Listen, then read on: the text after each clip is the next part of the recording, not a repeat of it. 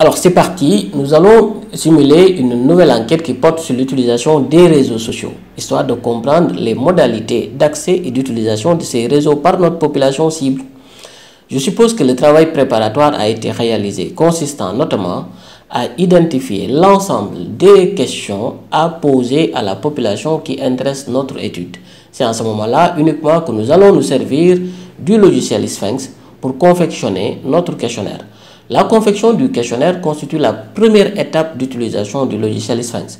Les deux autres étapes sont la collecte de données de terrain et le traitement et analyse de ces données en vue de la construction de notre rapport d'étude.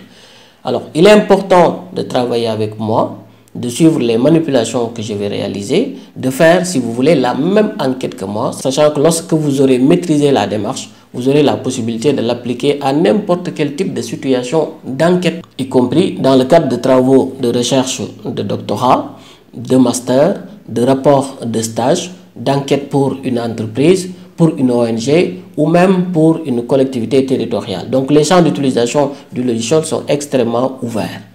Okay? Pour démarrer, il vous faut tout simplement lancer votre logiciel. Et une fois que vous l'avez lancé, vous allez avoir la même interface que moi si vous disposez de la même version que moi. Avant de commencer, il est important de mentionner que le logiciel Sphinx est un logiciel propriétaire. Donc vous devez disposer de la licence d'utilisation pour pouvoir vous en servir. Je suppose que vous l'avez déjà dans votre machine. Et si c'est le cas, lancez alors le logiciel afin que l'on puisse démarrer sans tarder.